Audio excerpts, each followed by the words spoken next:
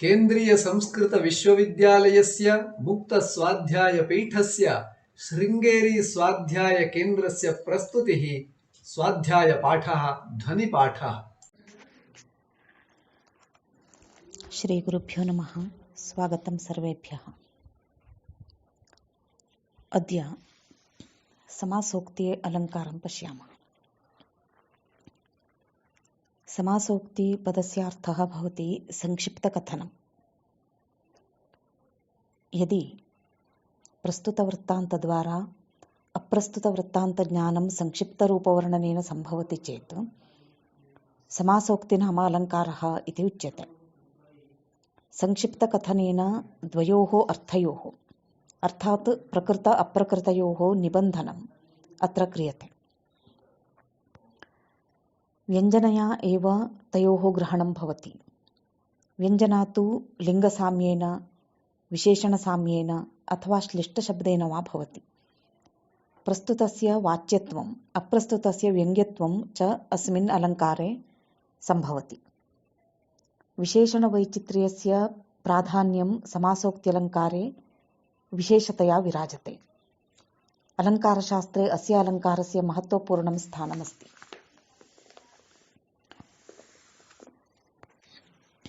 विश्वनाथेन अस्य अलङ्कारस्य लक्षणमेवं दत्तं। समासोक्तिः समैर्यत्र कार्यलिङ्गविशेषणैः व्यवहारसमारोपः प्रस्तुते अन्यस्य वस्तुनः इति। समासोक्तिः सादृश्यमूलकालङ्कारः भवति।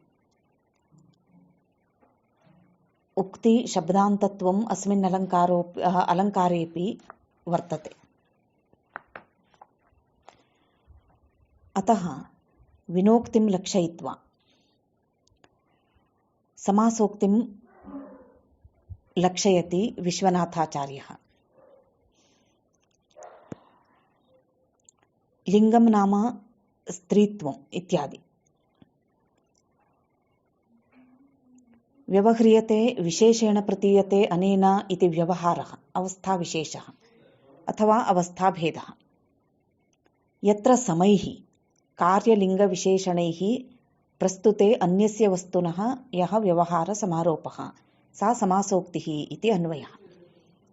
समैः इत्यस्य प्रस्तुत अप्रस्तुतसाधारणैः इत्यर्थः।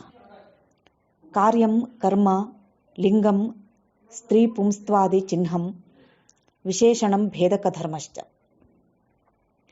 तैः तद्वारा प्रस्तुते प्राकरणिके वस्तुनि अन्यस्य अप्राकरणिकस्य वस्तुनः यः व्यवहारः तस्य सम्यक् आरोपः अभेदप्रत्यायनं समासोक्तिः।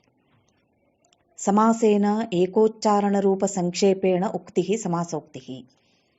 अन्यस्य अप्रस्तुतस्य समासेन अप्रस्तुतावस्थाव्यञ्जनं समासोक्तिः। तथा च समानकार्यलिङ्गविशेषणान्यतमद्वारा प्राकरणिकपदार्थे अप्राकरणिकपदार्थस्य व्यवहारसमारोपः समासोक्तिः इति संक्षिप्तः अर्थः। इत्थं च इयं त्रिविधा चतुर्विधा वा भवति। समकार्यमूला, समलिङ्गमूला, समभेदकधर्ममूला इति त्रिविधा। यदि च कार्यलिङ्गविशेषणैः इत्यस्य कार्यं च लिङ्गं च विशेषणं चेति कार्यलिङ्गविशेषणानि तानि च तानि चेति तैस्तथोक्तैः इति एकशेषमत्र स्वीक्रियते, तदा कार्यलिङ्गविशेषणमूला चेति चतुर्विधापि भवति। तत्र कार्यसाम्येन समासोक्तिः इत्यस्य उदाहरणं भवति। व्याधूय यद्वसनमम्बुजलोचनायाः वक्षोजयोः कनककुम्भविलासभाजोः आलिङ्गसि प्रसभमङ्गमशेषमस्या धन्यस्त्वमेव मलयाचलगन्धवाहः। पवनेन नीयमानवसनां काञ्चित्तरुणीं नायिकामवलोक्य। पवनं स्तुवतः कस्यचिन्नायकस्य इयमुक्तिः। हे मलयाचलगन्धवाः, अस्या अम्बुजलोचनायाः कनककुम्भविलासभाजोः वक्षोजयोः वसनं व्याधूय यत् अशेषम् अङ्गम् आलिङ्गसि त्वमेव धन्यः भवति। हे दक्षिण पवन, पुरः अवलोक्यमानायाः अस्याः कमलनयनायाः तरुण्याः कनककुम्भविलासयुक्तस्तनयोः वस्त्रं विशेषेण कम्पयित्वा यत् सर्वाङ्गम् आलिङ्गसि, एवं रूपायाः एवंविधालिङ्गनप्राप्तिः पुण्यातिशयेनैव भवति। अतः त्वमेव धन्यः, न तु अन्यः। अत्र गन्धवाहे पवने हठकामुकस्य अप्राकरणिकस्य बलपूर्वकतरुणीरमणशीलस्य पुरुषस्य व्यवहारसमारोपः वर्तते। नायिकायाः स्तनवस्त्रापहरणपूर्वक आलिङ्गनरूपकार्यस्य प्राकरणिक अप्राकरणिकोभयसम्बन्धित्वसाधारण्यात् अत्र समासोक्तिः भवति। द्वितीयं लिङ्गसाधारण्यमूलम्। असमाप्तजिगीषस्य स्त्रीचिन्ता का मनस्विनः, अनाक्रम्य जगत्कृत्स्नं नो सन्ध्यां भजते रविः। असमाप्तजिगीषस्य मनस्विनः का स्त्रीचिन्ता, रविः कृत्स्नं जगत् अनाक्रम्य सन्ध्यां न भजते इति अन्वयः। जयेच्छा समाप्तस्य नीतिज्ञस्य जनस्य स्त्रीविषयिणी चिन्ता कापि न। तथा च रविः सकलं जगत् अनतिक्रम्य सायं सन्ध्यां न सेवते। अत्र रवेः पुंस्त्वेन सन्ध्यायाः स्त्रीत्वेन च रविसन्ध्ययोः नायकनायिकयोः पुरुषविशेषस्त्रीविशेषयोः व्यवहारसमारोपः। तस्मात् समासोक्तिर्नाम अलङ्कारः। यद्यपि जिगीषुरेव प्रस्तुतः तस्य उपमेयभूतः रविः अप्रस्तुतः, तथापि व्यङ्ग्यनायिकापेक्षया वाच्यः रविः आपेक्षिकः नाम प्रस्तुतः। तृतीयस्य विशेषणसाम्यस्य त्रैविध्यं भवति। विशेषणसाम्यं तु श्लिष्टतया साधारण्येन औपम्यगर्भत्वेन च त्रिधा इति। श्लिष्टतया साधारण्येन औपम्यगर्भत्वेन त्रिधा भवति विशेषणसाम्यमूला समासोक्तिः। विशेषणपदस्य श्लेषवशात् अर्थात् उभयार्थप्रतिपादकतया विशेषणपदस्य साधारण्येन विशेषणपदस्य औपम्यगर्भत्वेन अन्तर्निविष्टः साम्यकत्वेन च। तत्र विशेषणपदस्य श्लिष्टतया समासोक्तेः उदाहरणं भवति विकसितमुखीं रागासङ्गात् गलत्तिमिरावृतिं दिनकरकरस्पृष्टामैन्द्रीं निरीक्ष्य दिशं पुरः जरठलवली पाण्डुच्छायो भृशं कलुषान्तरः श्रयति हरितं हन्त प्राचेतसीं तुहिनद्युतिः।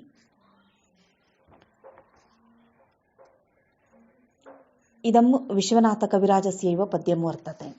अत्र प्रभातवर्णनं विषयः। तुहिनद्युतिः पुरः रागासङ्गात्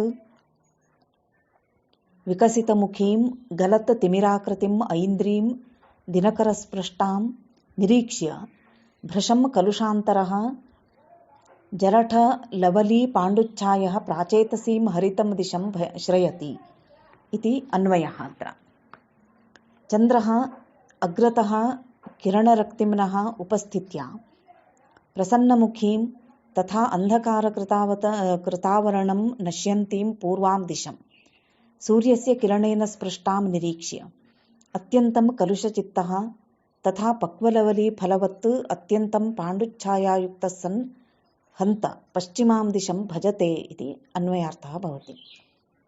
श्लेषवशेन अन्यार्थोऽपि अस्मिन् वर्णितः।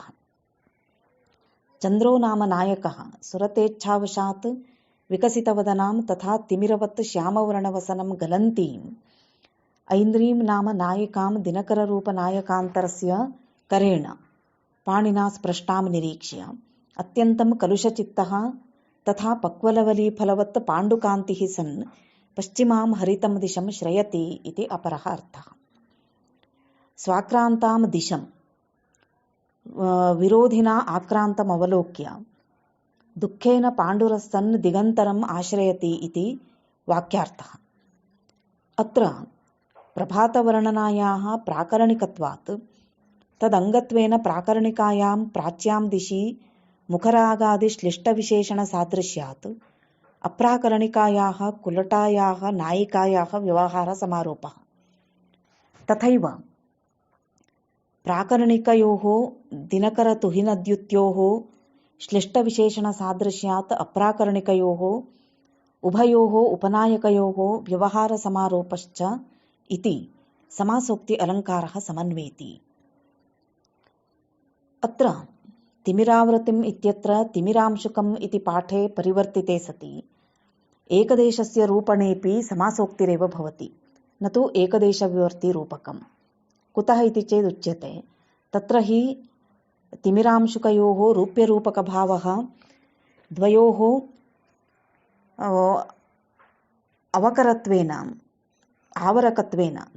आवरकत्वेन स्फुटसादृश्यतया परसाचिव्यमपेक्ष्यापि स्वमात्रविश्रान्त इति न समासोक्तिबुद्धिं व्याहन्तुमीशः इति विश्वनाथेन निरूपितमस्ति। तत्र नाम तिमिरांशुकमिति स्थाने रूप्यं नाम आरोपविषयः, अत्र तिमिरं, रूपकम् आरोप्यमाणम्, अत्र अंशुकं, तयोः रूप्यरूपकयोः आवश्यकत्वेन आच्छादकत्वरूप व्यापकधर्मेण नाम आवरकत्वेन इति भवेत्। मिस्प्रिण्ट् किञ्चित् एतदस्ति। स्फुटसादृश्यकतया मुखचन्द्रयोः इव स्फुटसादृश्यतया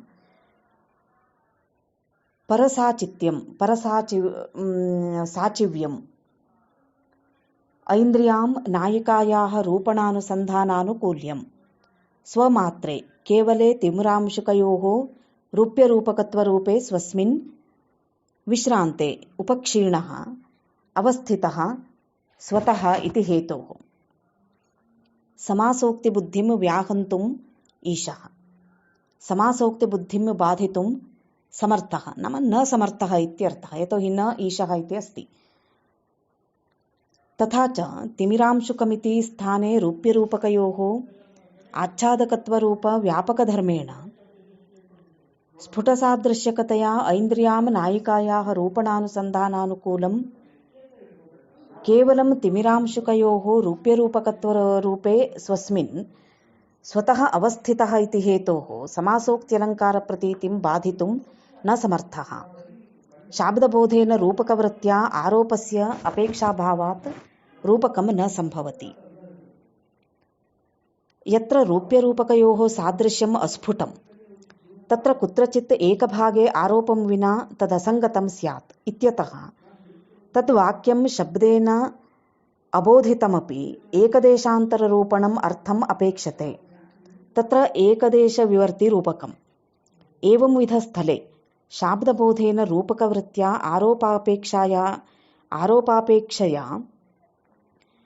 आरोपापेक्षायाः परमावश्यकत्वम्। उदाहरणार्थं यस्य रणान्तःपुरके करे कुर्वाणस्य मण्डलाग्रलतां रससम्मुख्यपि सहसा पराङ्मुखी भवति रिपुसेना इति यदस्ति। कस्यचिद् राज्ञः स्तुतिः इयम्। रणसङ्ग्रामान्तःपुरे मण्डलाग्रलतां करे कुर्वाणस्य रससम्मुखस्यापि रिपुसेना सहसा पराङ्मुखी भवति इति अत्र अन्वयः। युद्ध एव अन्तःपुरे खड्ग एव लतां पाणौ कुर्वाणस्य राज्ञः सङ्ग्रामोत्साहेन अभिमुखगामिनी अपि रिपुसेना तत्क्षणादेव भयात् पराङ्मुखी भवति इति एकः अर्थः। रणान्तःपुरे खड्गलतां काञ्चिन्नायिकां करे धारयतः राज्ञः सुरतानुरागेण अभिमुखगामिनी अपि रिपुसेना अन्या नायिका तत्क्षणात् मानात् पराङ्मुखी भवति इति अपरः अर्थः। अत्र प्रकृते राजनि अप्रकृतनायकस्य व्यवहारसमारोपः तथा प्रकृतायां मण्डलाग्रलतायाम् अप्रकृताया एकस्या रिपुसेनायाः अन्यस्या नायिकायाः लिङ्गसादृश्यात् व्यवहारसमारोपश्च इति समासोक्तिः भवति किम्? तथा रणे अन्तःपुरत्वारोपणं शाब्दम्। रजन्यां नायकत्वारोपणं मण्डलाग्रलता रिपुसेनयोः नायिकाद्वयत्वारोपणं च आर्थम् इति। यत्र कस्यचित् आर्थत्वम् एकदेशविवर्ति तत् इति लक्षणानुसारम् एकदेशविवर्तिरूपकं वा भवति किम् इति संशयः भवति। तत् स्पष्टयति। रणान्तःपुरयोः अस्फुटसाम्यतया विचार्य साम्यकल्पनया च रणे पुरत्वारोपणं तद्विना वाक्यार्थानुपपत्तिः इति तदारोपणस्य परमावश्यकतया एकदेशविवर्तिरूपकमेव इति। क्वचित् यत्र स्फुटसादृश्यानां बहूनां रूपणं शाब्दम् एकदेशस्य च आर्थं तत्र एकदेशविवर्तिरूपकमेव। रूपकप्रतीतेः व्यापितया समासोक्तिप्रतीतिः तिरोधीयते। अत्र अयं सारांशः। विकसितमुखीम् इत्यादौ सादृश्यस्य स्फुटतया समासोक्तिः यथा स्वीकृता तथैव यस्य रणान्तःपुरे इत्यत्रापि सादृश्यस्य स्फुटत्वात् समासोक्तिः कथं न भवति इति। अत्र इदं समाधानं। रणान्तःपुरयोरपि स्फुटं सादृश्यं सुखसञ्चारतया अस्ति इति यदुक्तं तत् सत्यमेव, किन्तु वाक्यार्थपर्यालोचनसापेक्षं भवति। अत्र समस्तवाक्यार्थस्य अनुसन्धानेनैव प्रतीतिः न खलु निरपेक्षम्। समस्तवाक्यार्थपर्यालोचनात् प्रागेव यत् खलु प्रतिपाद्यं तत् सादृश्यस्य स्फुटत्वम्। विकसितमुखी इत्यत्र स्फुटसादृश्यं वर्तते, किन्तु यस्य इति पद्ये रिपुसेनायाः विमुखीभवनबोधाभावे रणे सुखविहारबोधाभावः, तस्मात् अत्र निरपेक्षत्वं नास्ति। मुखचन्द्रादेः मनोहरत्वादिवत् रणान्तःपुरयोः स्वतन्त्रतः सुखसञ्चारत्वाभावात्। इत्थञ्च समासोक्ति एकदेशविवर्तिरूपकयोः विषयभेदः एव भवति। तत्तु एवं वक्तुं शक्यते विषयभेदः। यत्र तु स्फुटसादृश्यं यत्र वा बहूनाम् आरोपः न भवति तत्र समासोक्तिः। यत्र आरोपस्थलीययोः उपमानोपमेयोः अस्फुटसादृश्यं तत्र बहूनाम् आरोपः शाब्दः, एकदेशस्यारोपश्च आर्थः, तत्र एकदेशविवर्तिरूपकम्। एवं समासोक्ति एकदेशविवर्तिरूपकयोः विषयभेदः सम्यक् प्रतिपादितः विश्वनाथाचार्येण। एवम् अग्रे साधारण्ये च विशेषणसाम्ये समासोक्तेः उदाहरणं भवति। निसर्गसौरभोद्भ्रान्त भृङ्गसङ्गीतशालिनी उदिते वासराधीशे स्मेराजनी सरोजिनी इति। प्रभातवर्णनमिदं। निसर्गसौरभोद्भ्रान्त भृङ्गसङ्गीतशालिनी सरोजिनी वासराधीशे उदिते सति स्मेरमुखी अजनी इति अन्वयः भवति। स्वभावसिद्धसौगन्ध्येन अत्यन्तं मत्ततां नीता ये भृङ्गाः तेषां झङ्कारशब्दरूपमनोहरगानेन शोभनशीला कमलिनी सूर्ये उदयाचलं याते सति प्रमोदेन हास्यमुखी जाता इति अस्य वाच्यार्थः। अत्र कमलिनी इत्यनेन नायिका इत्यर्थः कल्प्यते चेत् कमलिनी सूर्यरूपनायकस्य उपस्थित्या हास्यमुखी जाता इत्यर्थः सिद्ध्यति। निसर्ग इत्यादि विशेषणस्य साम्यात् प्राकरणिक अप्राकरणिकयोः उभयोः साम्यात् कमलिनी नायकयोः साम्यम्। सादृश्यमिदं कमलिन्यां नायिकाव्यवहारप्रतीतिं प्रति प्रधानं निमित्तम्। तत्र स्त्रीमात्रगामिनः स्मेरत्वधर्मस्य समारोपः कारणम्। कमलिन्यां नायिकाव्यवहारप्रतीतिं प्रति सहकारिकारणम् इत्यर्थः। तेन कमलिन्यां स्मेरत्वधर्मसमारोपेण विना केवल निसर्गेत्यादि विशेषणसाम्यमात्रेण नायिकाव्यवहारप्रतीतिः न सम्भवति। एवञ्च अत्र निसर्ग इत्यादीनाम् एकार्थकत्वेनैव साधारण्येन साम्यम्। विकसितमुखीम् इत्यादौ तु विशेषणानां द्व्यर्थकतया एव साधारण्येन साम्यमिति परस्परं भेदः। एवं साधारण्ये विशेषणसाम्ये समासोक्तिः विश्वनाथेन निरूपिता। अग्रे औपम्यगर्भत्वम् इत्यादि ये भेदाः भवन्ति तेषां विषये तत्र त्रैविध्यमपि प्रतिपादयति सः। औपम्यगर्भत्वं पुनः त्रिधा सम्भवति इत्यादिना। तं विषयं वयम् अग्रिमभागे पश्यामः। भाषा संस्कृतम् अतुलभाषा संस्कृतम् सुकृति जनहृति परिलसित शुभवरद भाषा संस्कृतम् भुवन भाषा संस्कृतम् भवन भाषा संस्कृतम् भरत भुवि परिलसित काव्यमन